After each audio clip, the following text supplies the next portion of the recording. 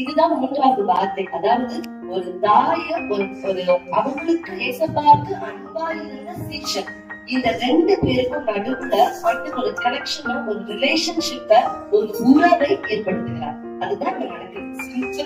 அப்படிதான் இந்த இடத்துல ஆண்டவர் எனக்கு 2 டாபிக்கா கொடுத்தாரு.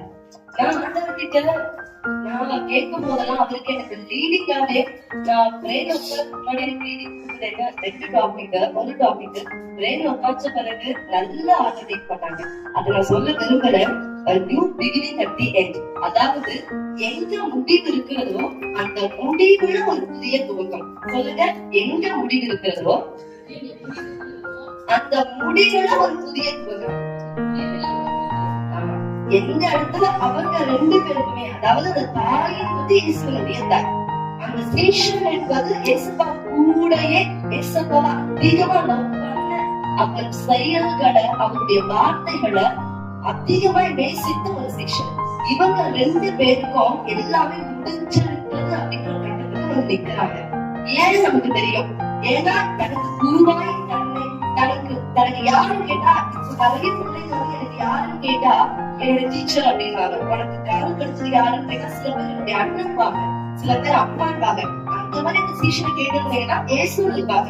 அந்த தாயை கேட்டிருந்தீங்கன்னா இயேசு. ஏன்னா எல்லாரும் மாதிரியான மகள் அவங்களுக்கு பிறக்கல, விசேஷமானவர் அவங்களுக்கு பிறந்திருக்கிறார். அதனால 2 பேருக்குமே ஒரு சூப்பர் நேச்சுரலான ஒரு பவர் வந்து எல்லாமே முடிச்ச அவர் கட்ட முடிந்து விட்டது அப்படின்ற இவங்களோட எண்ணம். இவங்களுக்கு எல்லாம் முடிச்சுட்டு அப்படிங்கிறாங்க. இப்போ ஆண்டவர் இவங்க லைஃப்ல ஒரு புதிய துவக்கத்தை தராரு. அந்த தாயினுடைய நிலையும் அறிந்திருக்கிறார். நான் இன்னும் ஆழமாய் தியானிக்கும் ஆண்டவர் இப்படி வெளிப்படுத்தினார். உலக பிரகாரமாய் பார்க்க போனால் அவங்க இயேசு படுத்தார். ஆனா ஆவிக்குற ரீதியில பார்க்க போனால் உண்மையாகவே அவருடைய மனம் எப்படி இருக்குன்னா, அந்த மரியாதை ஒரு மகளா எழுவார். எப்பவுமே நம்ம அப்படிதான் ப்ரே பண்றோம். நல்ல தகப்பனே, நல்ல தகப்பனே பாட்டு இல்லையா? அந்த அம்மாவை கேட்டீங்கன்னாலும் இயேசுவா அப்பாதான் சொல்லுவாங்க. வேலைக்கு ஊழியக்காரங்க கேட்டீங்கன்னாலும் இயேசுவா அப்பாதான் சொல்லுவாங்க. ஷைல கேட்டீங்கன்னாலும் இயேசுவா நானும் இயேசுவா அப்பாவே சொல்லுங்க. அப்போ நம்ம எல்லாருமே இயேசுவாவை எப்படி உரிமை கொண்டாடுகிறோம் என்றால், இயேசுவாவை நல்ல தகப்பனே, எனக்கு நீங்க நல்ல தகப்பன், எல்லா சூழ்நிலைகளுமே நல்ல தகப்பன், அப்படி ஒரு ரிலேஷன்ஷிப் தான் நம்ம கொடுக்கிறோம். எனக்கு தெரிஞ்சு நான் இப்படி தியானிச்சேன். ஏசப்பா வந்து அந்த தாய், அந்த மரியாதை ஒரு மகனுங்கிற ஒரு நிலையில இருந்துதான் ஒரு வைக்க பண்ணிருக்காங்க அப்படின்னு எனக்கு அங்க வெளிப்படுத்துறேன்.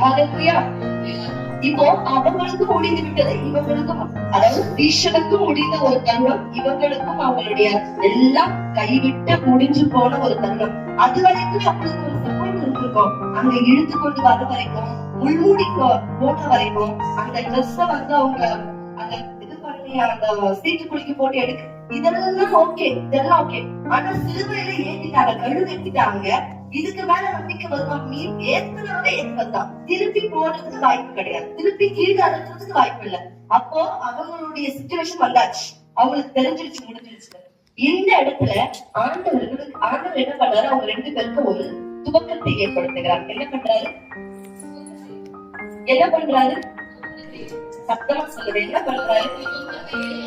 2 பேருக்கும் ஒரு துவக்கத்தை கொடுக்கிறார்.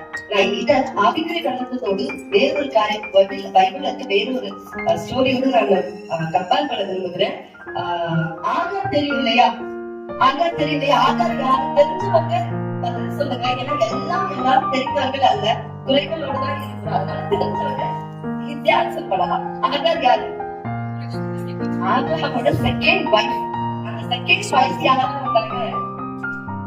பெரிய ஃபர்ஸ்ட் வைஃபான சாராராதான் உண்டானாங்க.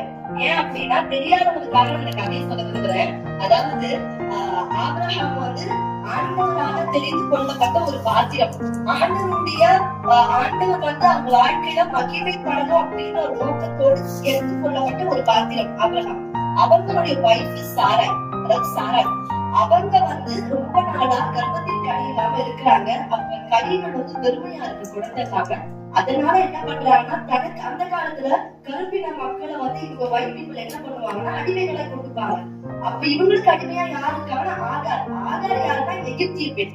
எகிப்திய பெண்கள், எகிப்தியவர்கள் தெரியும்ல, இப்ப வந்து எப்பவுமே கருப்பு, நம்மளோட ரொம்ப டார்க்கா இருப்பாங்க, அவங்க ரொம்ப கருப்பா இருப்பாங்க. அப்போ இவங்களோட வேலை என்னன்னா, அவங்க கல்யாணம் பண்ணி போறாங்கன்னா கூடவே ஒரு எகிப்திய பெண்ணை வேலைக்காரையா கூட்டிட்டு போடுவாங்க. அப்ப இவங்க கைகள் வெறுமையா இருக்கு. கொஞ்ச நாள் வயசு ஆக ஆக அவங்களுக்கு நடக்க வேண்டிய பீரியட்ஸ் எல்லாம் முடிஞ்சதுனால, எல்லாமே முடிஞ்சதுனால இதுக்கு மேல ஆண்டவர் வாக்கு கொடுத்திருக்காரு. ஆனா அந்த வாக்குத்தத்தத்துல அவங்க நிலைக்கல, அவங்க நம்மள சோர்ந்து போயிடுறாங்க. அதுதான் அந்த கட்டம். தான் அப்போ என்ன பண்றாங்கன்னா, ஆபிரகாம் தன்னுடைய கணவனை கூப்பிட்டு என்ன சொல்றாங்கன்னா, இந்த மாதிரி என்னுடைய பெண் இருக்கா, எங்க வேலைக்கார பெண் இருக்கா, அவன் ஒரு வேலை உங்களுக்கு அவனால உங்களுக்கு ஒரு பாப்பா உண்டாகும். அப்ப நீங்க என்ன பண்ணுங்க, அவங்க சேருங்க, அவரை மேரேஜ் பண்ணிக்கோங்க, நானே உங்களுக்கு பெர்மிஷன் கொடுக்குறேன் அப்படின்னு இவரே ஒரு பெர்மிஷன் கொடுக்குறான். ஆனா ஆண்டவர் சொன்னது உன்னுடைய இதுதான், உனக்குதான் சாதாரண மூலியமா தான் உனக்கு ஒரு சன்னதியை நான் பெருக்க பண்ணுவேன், வானத்தில் நட்சத்திரங்கள் பூமியின் மணலை கூட நான் பெருக்க பண்ணுவேன்னு சொன்னது. இவங்களுடைய ஓன் டெசிஷன், ஓன் அந்த சொந்த முடிவு இவங்க என்ன பண்றாங்க, கல்யாணம் பண்ணிக்கிறாங்க. இப்படி கல்யாணம் பண்ணப்பட்டதும் ஆரம்பம் நல்லா இருந்துச்சு. ஆனா போக போக என்ன ஆச்சுன்னா, இவங்க கன்சீவ் ஆகுறாங்க. கன்சீவ் ஆனவங்க சும்மா விடுவாங்க, ஆகாச்சு கீழே இருக்கிற வேலைக்காரங்க என்ன பண்ணுவாங்க, அந்த அம்மாவை பாக்குறத விட இந்த அம்மாவை தான் கவனிப்பாங்க. ஏன்னா இவங்க பிரெக்னெண்டா இருக்கிறாங்க. அவங்களுக்கு நல்ல உணவுகளை, ஹெல்த்தி உணவுகளை கொடுக்கறதுக்காக ஆரோக்கியமான உணவு கிடைக்கும். நல்ல ஒரு பிரெக்னெண்டா இருக்கிறவங்கள யாரு பிரெக்னெண்டா இருந்தாலும் அவங்க மேல கரிசனம் வரும். பஸ்ல சும்மா உட்காந்து இருக்கும் போது யாரும் பிரெக்னெண்டா இருந்தாலும் எழுந்து நிக்க போனது இல்ல. அப்போ அவங்க எல்லாம் இருந்தாலும் யாருக்காக அவங்க மேலதான் ஒரு கரிசனை போகும்.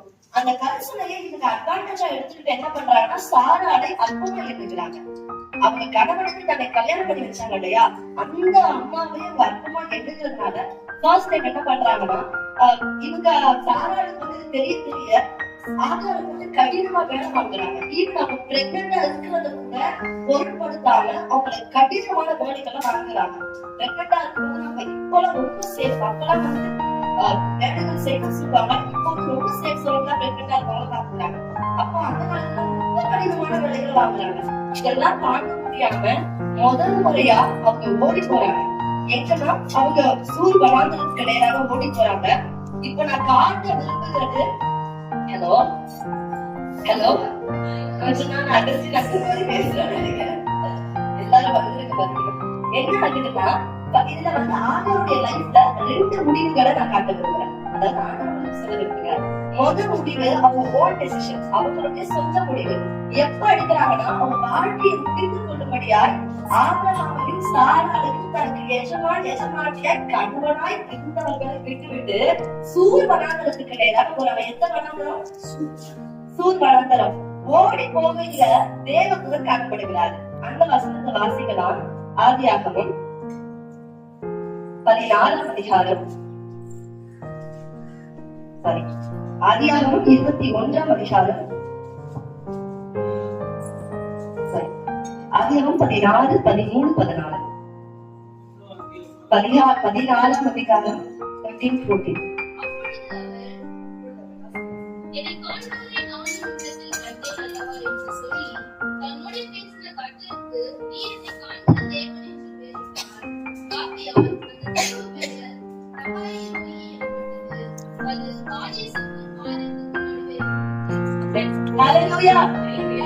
அந்த துறவுக்கு பேர் என்ன வைக்கிறாங்க?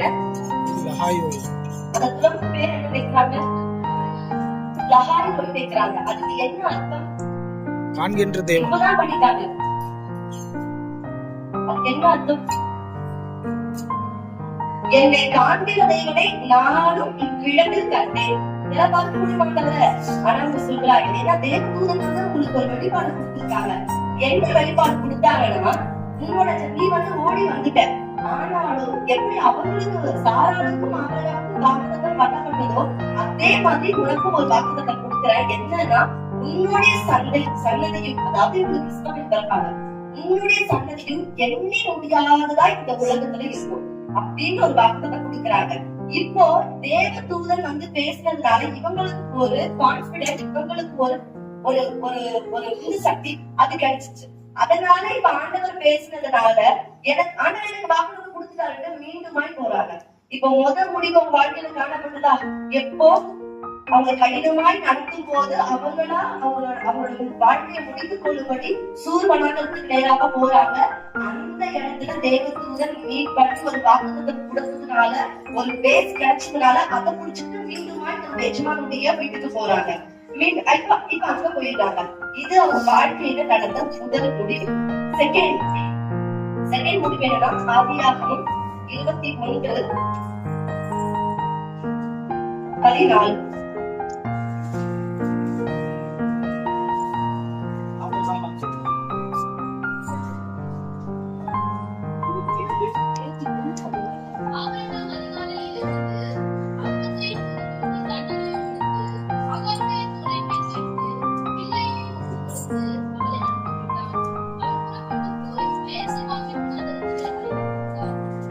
பேர்சிபா இப்போ என்ன போறாங்கன்னா பேர்சிபா வளர்ந்துரும். ஆனா இப்போ அவங்களா அந்த முடிவு எடுக்கல, சூழ்நிலைகள் அவங்கள போர்ஸ் பண்ணுது.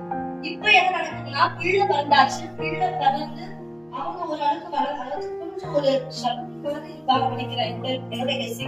அந்த அளவுக்கு வளர்ந்தாச்சு, அந்த அளவுக்கு பெரிய பிள்ளைங்க ஆயிட்டாங்க. இப்போ வந்து போர்ஸ் பண்றாங்க. ஏன் இப்போ போர்ஸ் நடக்குது அப்படின்னா சாராளுக்கு இப்போ பாப்பா இருக்கு, சாராளுக்கு பால் மரண பிள்ளை இருக்கு. பால் மரண பிள்ளைனா எனக்கு வந்து 8 வயசாச்சு இருக்கும். அப்போ ஆகாருடைய பிள்ளையாகி இஸ்மவேலுக்கு மேபி யூத் ஸ்டேஜா இருக்கலாம். சாராளுடைய பிள்ளைக்கு சின்ன ஒரு ஃபர்ஸ்ட் ஸ்டாண்டர்ட் படிக்கிற கிளாஸ், ஒரு செகண்ட் ஸ்டாண்டர்ட் படிக்கிற கிளாஸ், அந்த மாதிரியான வயசா இருக்கலாம். இப்போ சாராளுக்கு என்ன பண்றாங்கன்னா இந்த 2 பிள்ளைகளுக்கும் நடக்கிற கான்வர்சேஷன், அதாவது உரையாடல்கள், இந்த 2 பிள்ளைகளுக்கும் நடக்கின்ற அந்த வார்த்தைகள், நடக்கைகள், செயல்கள் எல்லாத்தையும் நம்ம நோட் பண்றாங்க. நோட் பண்ணி என் பிள்ளை அவன் பெரியவனா இருக்கிறதுனால இஸ்மவேல் என் பிள்ளை கொஞ்சம் எழுதுறானோ, கொஞ்சம் இந்த மாதிரி பண்றாங்க, கொஞ்சம் வேலை இப்படி எல்லாம் சிந்தனைகள் சிந்திச்சு அவங்க ஹஸ்பண்ட் கூப்பிட்டு பேசுறாங்க. இனிமேல் வந்து ஆகாரம் இஸ்மவேலும் இருக்கக்கூடாது, அவங்களை இப்பவே அனுப்பிச்சு விட்டுருங்க. என் பிள்ளை மூலமா உங்களுக்கு எல்லாமே உண்டாகும். என் பிள்ளைதான் இங்க அந்த திரஸ்திகாரம் வந்து என் பிள்ளைக்குதான், அவனுக்கு இஸ்மவேல் தான் தர முடியாது. ஷாலரி என் பிள்ளைக்குதான், இஸ்மவேல் தான் தர முடியாது. ஏன்னா ப்ராப்பரா நானே கல்யாணம் பண்ணிக்கிறேன். இப்பவே அவங்க வந்து வெளியே தெரிஞ்சு விட்டுருங்க அப்படின்னு பேசப்பாங்க சொல்றாங்க. ஓகே, உங்களோட வைஃப் சொல்றத நீ கேளு, ஏன்னா அதுதான் அவனுடைய திட்டம் அப்படின்றத அவங்களுக்கு அப்படி வெளிப்படுத்துறதுனால இவங்களும் குதிரை தண்ணி கொஞ்சம் ஒரு துணி தண்ணி கொஞ்சம் விட்டுறாங்க. இப்போ சூர் பண்ணாதவங்கள இப்போ பேசுவா எங்களை வளர்ந்ததுக்கு ஓடுறாங்க. ஃபர்ஸ்ட் தானே ஓடி போடுது, இப்போ எப்படி ஓடி வராங்க? துரத்தப்படுகிற ஒரு சூழ்நிலை. இது 2வது முடிவு. இப்பயே அவன் வாழ்க்கை வந்து முடிகிற சமயம் அந்த மாதிரியான ஒரு சிச்சுவேஷனுக்குள்ளதான் வந்துருச்சு. இப்போ முடிச்சுக்கிறா. இப்ப என்ன பண்றாங்க? அவங்க பிள்ளை இஸ்மவேல் வந்து தண்ணி குத்தி காலி ஆயிடுச்சு, அப்பம் காலி ஆயிடுச்சு, ஒண்ணுமே கிடைக்காம இப்ப என்ன பண்றாங்கன்னா அழுதுகிட்டு பிள்ளைய ஒரு செடிக்கு கீழே கலத்தி விட்டுட்டு இந்த மருத்துவம் வந்து அழுதுட்டாங்க. இதுக்கு மேல என் பிள்ளை சாகுறத நான் பார்க்க மாட்டேன். அவங்க இதுக்கு மேல என் கண் முன்னாடியே சாகுறத எந்த அம்மா வச்சு பாப்பாங்களா? அவங்களோட இருதயம் எப்படி இருந்திருக்கும்? வீட்டுக்கு போறாங்க. இப்போ தேவதூதன் வந்து பேசுகிறாங்க. இப்ப என்ன சொல்றாங்கன்னா அவன் பெரியவன் ஆவான், இன்னும் பெரியவன் ஆவான், அவன் விழுந்ததில் இந்த மாதிரி ஆவான், இந்த மாதிரி ஆகும் அப்படின்னு சொல்லிட்டு இப்பவும் பலப்படுத்துறாங்க. சோ இப்படி 2 விதமான முடிவுகள் அவங்களுடைய வாழ்க்கையில காணப்படுது. ஃபர்ஸ்ட் என்ன முடிவு சொல்லு? ஃபர்ஸ்ட் என்ன முடிவு சொல்லு? சொந்தமா அவங்க எடுத்த முடிவு, சொந்தமா ஓடி வந்து முடிவு. 2வது என்ன முடிவு?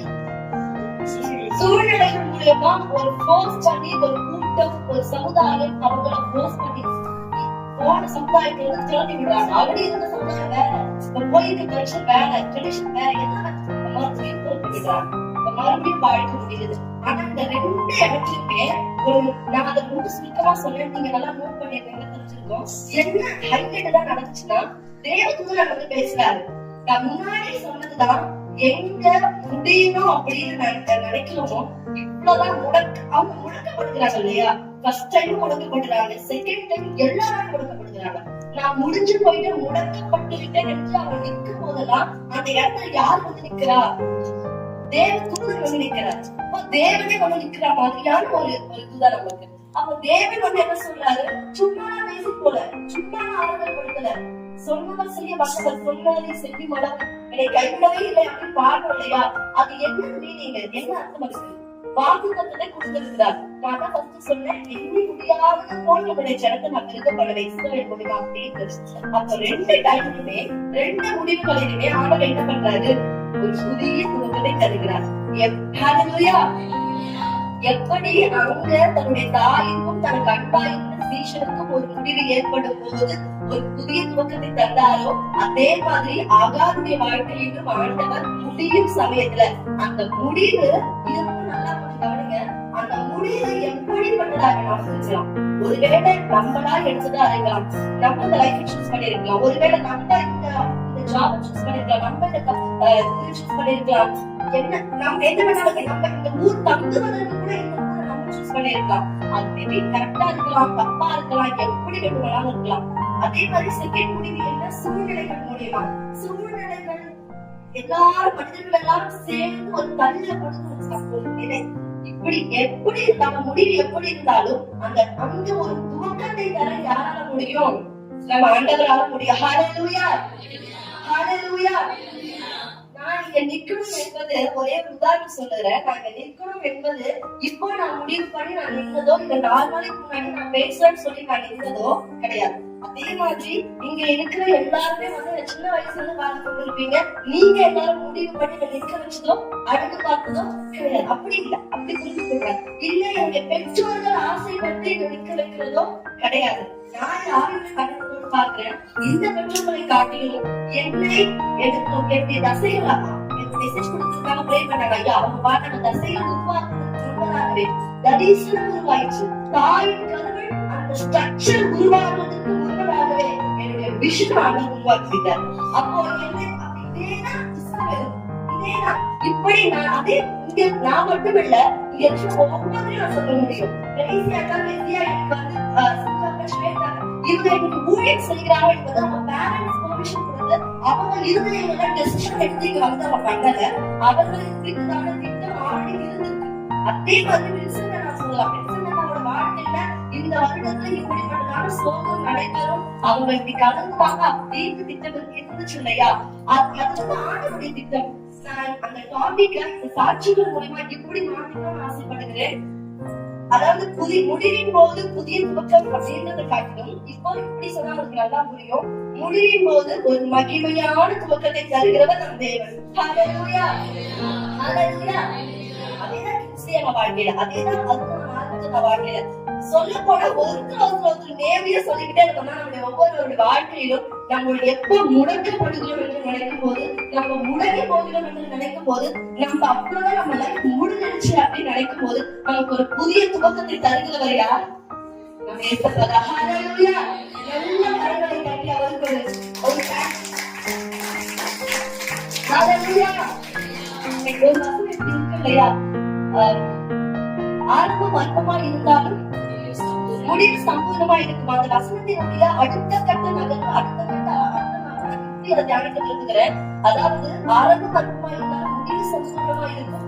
அந்த முடிவும் ஸ்டக் ஆகும், இடரும் நாம இடறி கொள்வோம் அப்படின்னாலும் அந்த இடத்துல கூட ஆண்டவர் புதிய துவக்கமுள்ள ஒரு மகிமையான துவக்கத்தை தர வல்லவராக இருக்கிறார். ஹல்லேலூயா, ஹல்லேலூயா.